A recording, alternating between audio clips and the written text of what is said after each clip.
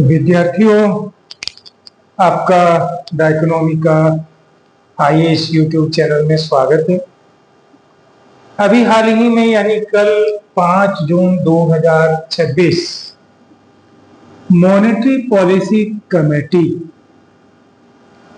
मौद्रिक नीति कमेटी ने मौद्रिक नीति की घोषणा की। उसी के संदर्भ में मैंने सोचा थोड़ा हिंदी माध्यम में भी आपका जो समसामयिक अर्थव्यवस्था है उस पर आपसे चर्चा की जाए। और ये जो मेरा डिस्कशन का बेस है, स्टडी का आधार है द हिंदू न्यूज़पेपर। वहां से मैंने कुछ चीजें पढ़ी और सोचा, क्योंकि मैं इकोनॉमिक्स का एक टीचर होने के नाते इकोनॉमिक्स की थ्योरी और प्रैक्टिकल दोनों की मुझे थोड़ा नॉलेज है। उसी के बेस पे, और मेरा अनुभव भी लगभग 26 साल हो गया यूपीएससी के बच्चों को पढ़ाते हुए, कि इस चीज को एनालाइज किया जाए। आप जानते हैं भारत के जो आरबीआई के गवर्नर हैं, रिजर्व बैंक ऑफ इंडिया के हमारे जो गवर्नर हैं संजय मल्होत्रा,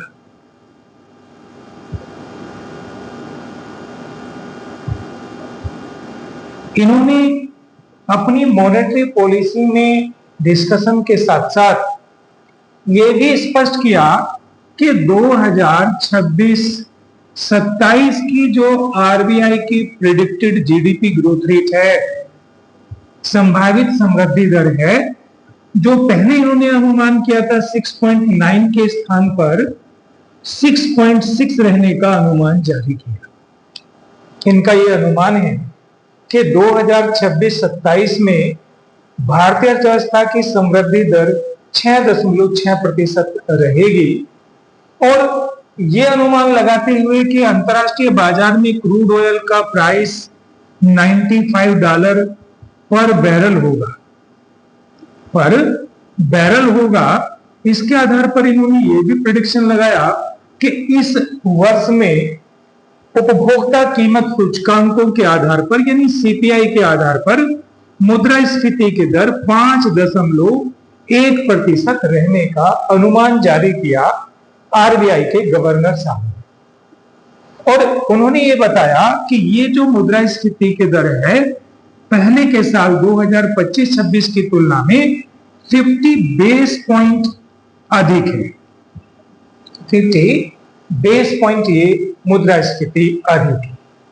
इसके बाद उन्होंने जो अपनी मौद्रिक नीति की घोषणा करी, मैं आपको समझाऊंगा, लिंक करूंगा कि जीडीपी की ग्रोथ रेट से इस मॉनेटरी पॉलिसी का क्या लिंक है और किस वजह से उन्होंने अपनी मौद्रिक नीति के चरों को बदला नहीं। तो थोड़ा सा उस पर हम दृष्टिपात करेंगे, ये चीजें आपको समझ में आ जाएगी।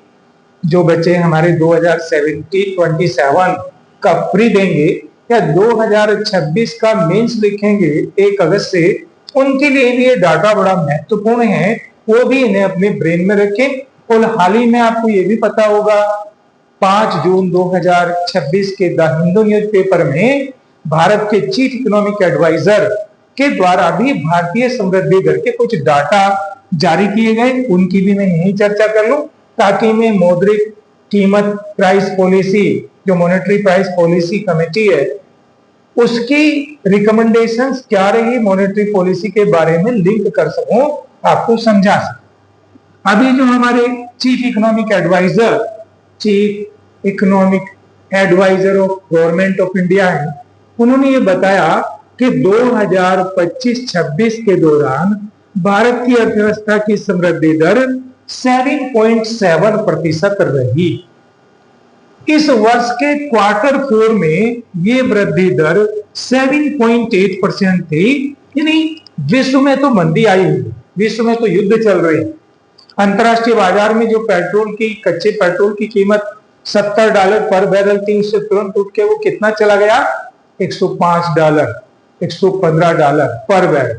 इतना ज्यादा $125 पर बैरल तक का उसका फ्लक्चुएशंस, कितना तेजी से डॉलर की कीमत बढ़ी और बाहर पेट्रोल की कीमत बढ़ी, क्रूड पेट्रोल की, और उसके बावजूद भारतीय अर्थव्यवस्था की समृद्धि दर इतना अधिक रहना अपने आप में एक उत्साहवर्धक फंडामेंटल फैक्टर है।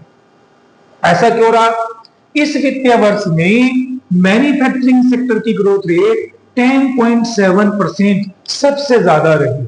अगर कृषि क्षेत्र की ग्रोथ रेट की बात करें तो 3.5% रही, जबकि पिछले साल यानी 2024-25 में कृषि क्षेत्र की समृद्धि दर 4.2% थी। 2025-26 में कृषि और संबंधित क्षेत्र की समृद्धि दर 3.5% रही। मैन्युफैक्चरिंग की समृद्धि दर सबसे ज्यादा रही, जबकि क्वार्टर 4 में मैन्युफैक्चरिंग की समृद्धि दर 7.1% रही, यानी बहुत कम रही। उसके बावजूद भी ऑल ओवर फाइनेंशियल ईयर ये बहुत अच्छी रही और इस वजह से भारतीय अर्थव्यवस्था 7.7% की वृद्धि से वृद्धि करी। अगर 2025 का ग्रोथ रेट देखें तो 7.1% रहा 2024-25। अब आप सोच रहे होंगे मैं इतने सारे डाटाओं को कैसे एनालाइज कर रहा हूं, आपको इसमें समझना क्या है। समझने वाला मुद्दा यह है, जबकि विश्व की बड़े से बड़ी अर्थव्यवस्थाएं लड़खड़ाती रही, लेकिन भारत की समृद्धि दर 7.7% पे बने रहना और उसी के संदर्भ में लेटेस्ट मॉनेटरी पॉलिसी घोषणा करना अपने आप में दो महत्वपूर्ण विषय हैं, जो अब आपको उनके लिंकेज इफेक्ट को समझना चाहिए। आखिर भारत सरकार ऐसे कौन सी नीति अपना के देश की स्थिति को मजबूत बनाए हुए सारे फंडामेंटल मैक्रो इकोनॉमिक वेरिएबल्स अगर आप देखोगे, विदेशी विनिमय भंडार आज की तारीख में लगभग $680 बिलियन, 650, 55, 80 इसके बीच में वेरी करता रहा।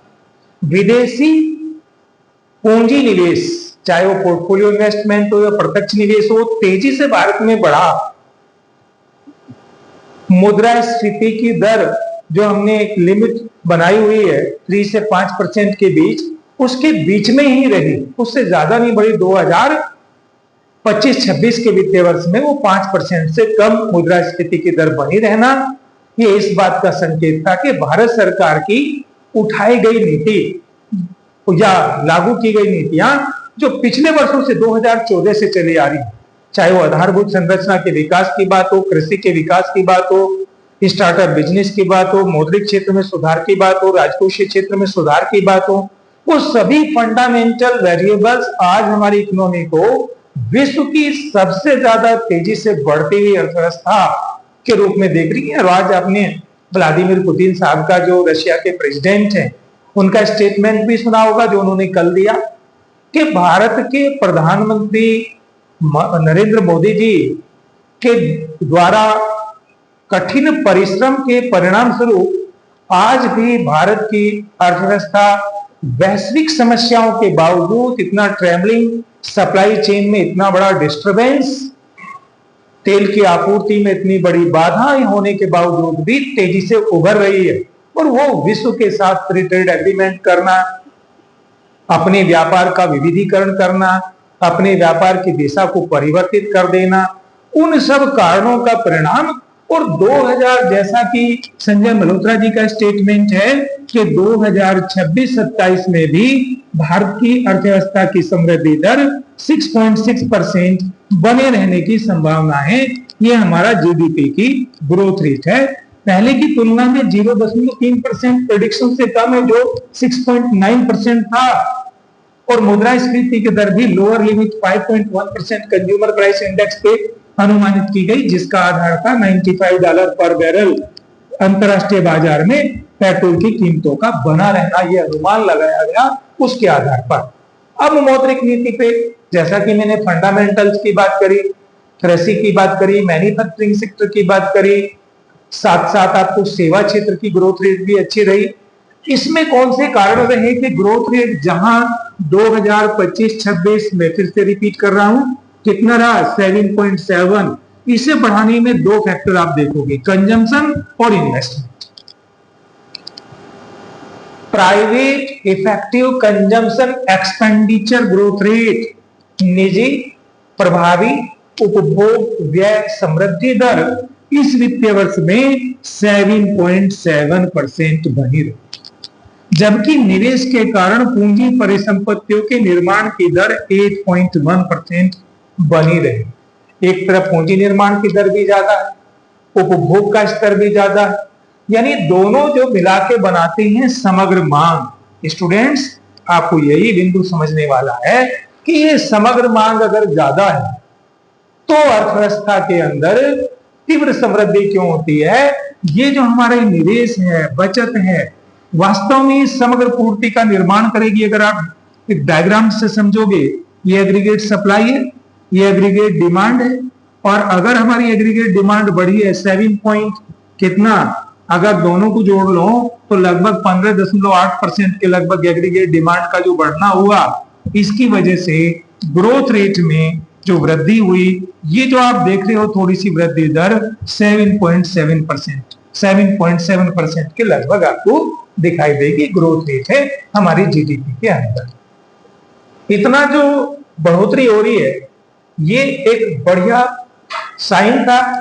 इसी वजह से आपका मॉनेटरी पॉलिसी कमेटी ने अपनी जो मॉनेटरी पॉलिसी के नॉर्म्स हैं उसमें कोई बड़ा परिवर्तन नहीं किया है, वो यथावत रखे हैं। यानी जो लिक्विडिटी एडजस्टमेंट फैसिलिटी, तरलता समायोजन सुविधा, इसके अंदर रिजर्व बैंक ऑफ इंडिया 2 नीतियों की घोषणा करता है। रेपो रेट, रेपो दर जिसे आप बोलते हो, and reverse repo rate, reverse repo rate, यानी रिवर्स रेपो दर। इस दर को उन्होंने यथास्थिर 5.25% पर स्थिर रखा। इसका क्या मतलब है? हमारे वाणिज्य बैंक केंद्रीय बैंक से ऋण लेते हैं, और ऋण लेते समय ये पॉइंट आपको समझना चाहिए, जब भी हमारा कोई भी कॉमर्शियल बैंक आरबीआई से ऋण लेगा, ये suppose commercial bank SB state bank of India में ले लेता हूं, इसने सपोज 100 करोड़ का ऋण लिया। ऐसी स्थिति में इसे आरबीआई के पास 105.25 करोड़ रुपए की परिसंपत्ति जमा करनी पड़ेगी। यानी 100 करोड़ पर उसने जो ब्याज लिया वो 5.25% का था। जो आरबीआई ने लिया उसे हम रेपो दर कहते हैं, और रेपो दर के आधार पर कोई भी वाणिज्य बैंक केंद्रीय बैंक से अल्पकाल के लिए ऋण ले सकता है। बहुत दीर्घकाल के लिए तो लेगा, बैंक दर पर लेगा, अल्पकाल के लिए ऋण लेगा। इसमें मॉनेटरी पॉलिसी कमेटी ने कोई परिवर्तन नहीं किया, और परिवर्तन ना करने के पीछे तर्क और समृद्धि दर से इसका संबंध अगर आपको समझना है तो तर्क ये था कि हमारी जो मुद्रास्फीति की संभावित दर 2026-27 में रहेगी वो 5.1% कंज्यूमर प्राइस इंडेक्स पर रहेगी, जो हमने सीमाएं निर्धारित करी थी 3 से 5%, वो अपर लिमिट में है। और यदि वो इस दर को बढ़ाते, इसका नेगेटिव इफेक्ट जाता उपभोग पर और निवेश पर, दोनों पर जाता। यानी लोगों का जो मैंने अभी आपको बताया इफेक्टिव प्राइवेट कंजम्पशन एक्सपेंडिचर, ये भी कम हो सकता था, और जो आपका निवेश की दर है ये भी कम हो सकती थी अगर एग्रीगेट डिमांड घटती। तो जैसा कि आरबीआई ने कहा कि भाई ग्रोथ रेट पहले से 0.3% कम होती है और कम हो जाती है, यानी ग्रोथ रेट को विदाउट कंप्रोमाइज करे आरबीआई ने अपनी रेपो रेट को यथास्थिर बनाए रखा। यानी इसका ये भी मतलब है इन फ्यूचर हमारे देश की जो उपभोग बढ़ने की प्रवृत्ति है, निवेश होने की प्रवृत्ति है, वो यथास्थिर बनी रहे। यही आगे बढ़ने से पहले यही मैं एक और एक्सप्लेनेशन आपको दूंगा ताकि आप और बेहतर रूप से आर्थिक घटनाओं को समझ सकें और आर्थिक चरों के महत्व को समझ सकें। उस विश्लेषण से पहले मैं थोड़ा सा और बता दूं, जैसा कि मैंने कहा रेपो रेट में कोई परिवर्तन नहीं हुआ, वो 5.25% पे बनी हुई है। इतना 5.25%। स्टैंडिंग डिपॉजिट फैसिलिटी रेट को यथास्थिर बनाए रखा गया है 5%। और ये भी याद रखिए कि ये जो विशेष जमा सुविधा दर है रेपो रेट से 0.25% कम होती है। मार्जिनल स्टैंडिंग फैसिलिटी रेट अति अल्पकाल के लिए यदि वाणिज्य बैंक आरबीआई से ऋण लेंगे, उस पर जो ब्याज दर वो देंगे उसे हम बोलते हैं मार्जिनल स्टैंडिंग फैसिलिटी रेट। और ये कितना रहेगा? ये रहेगा 5.5%, यानी इसकी तुलना में ये 0.25% अधिक होगा, ताकि बहुत अल्पकाल के लिए ऋण की प्रवृत्तियों को नियंत्रित रखे, मध्यकालीन ऋण की प्रवृत्तियों को बढ़ावा देकर निवेश और उपभोग को लगातार बनाए रखना।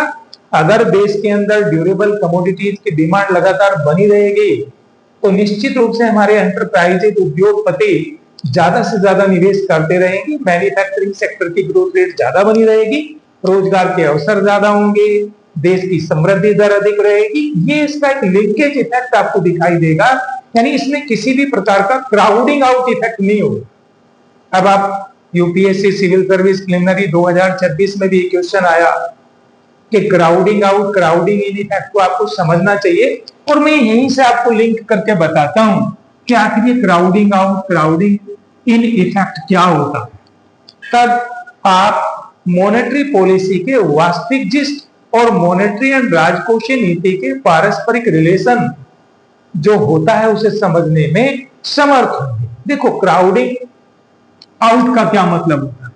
सपोज ये हमारा जो रेपो रेट है, आरबीआई इसे बढ़ा देगा और 5.25% की जगह सपोज 6% कर देते, मार्केट के अंदर मनी सप्लाई घटती और मनी डिमांड अगर यथास्थिर रहती, इसके घटने की वजह से मार्केट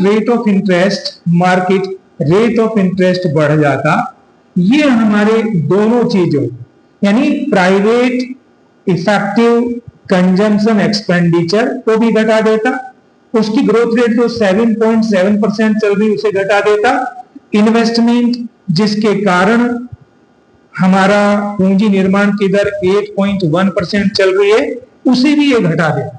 अगर ये दोनों चीजें घटती, आप ये समझिए, अगर ये दोनों चीजें घटती तो मार्केट के अंदर प्रॉफिट पॉसिबिलिटी घट जाती, उसकी वजह से एक तरफ कॉस्ट ऑफ इन्वेस्टमेंट बढ़ जाती, दूसरी तरफ प्रॉफिट पॉसिबिलिटी घट जाती, तो निजी क्षेत्र का निवेश हतोत्साहित होता।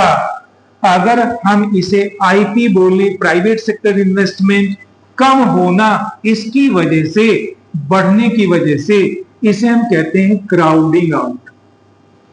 क्राउडिंग आउट इसका इफेक्ट ओवरऑल इकोनॉमी पे क्या बढ़ता, हमारा जीडीपी की ग्रोथ रेट और तेजी से घट गई। ये समझने वाला बिंदु था कि भाई आखिर क्राउडिंग आउट कैसे हुआ।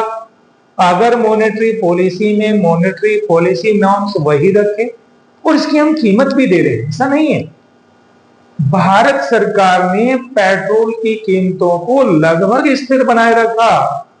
अगर हम दूसरे देशों से तुलना करें तो ऐसे आपको दिखाई देगा 6 रुपया आपका सीएनजी पे भी बढ़ा है, पेट्रोल पे भी बढ़ा है, डीजल पे भी कीमतें बढ़ी हैं, लेकिन तुलनात्मक रूप से विश्व के अन्य देशों की तुलना में फ्यूल प्राइसेस को कम बढ़ाया। और ये एक्सपेक्टेशंस है, जैसे कि आरबीआई ने कहा कि फ्यूल प्राइसेस बढ़ने की वजह से इन्फ्लेशन रेट 5.1% पर रहने की संभावना है, और ऐसी स्थिति में वो अपर लिमिट पे है हमारी, हमें कोई चिंता करने की जरूरत नहीं है। भारत सरकार अपनी सब्सिडी पॉलिसी के थ्रू पेट्रोल की कीमतों को यथास्थिर रखती है, तो इकोनॉमी में जो डेवलपमेंट ग्रोथ का पेस बना हुआ है, एक प्रवाह बना हुआ है, वो यथास्थिर बना रहेगा। इस विषय को आप इस तरह से समझ सकते हैं स्टूडेंट, यानी हमारा कृषि, मैन्युफैक्चरिंग सेक्टर और सेवा सेक्टर अगर उसी दशा से गति करता रहे तो 2026-27 का वित्तीय वर्ष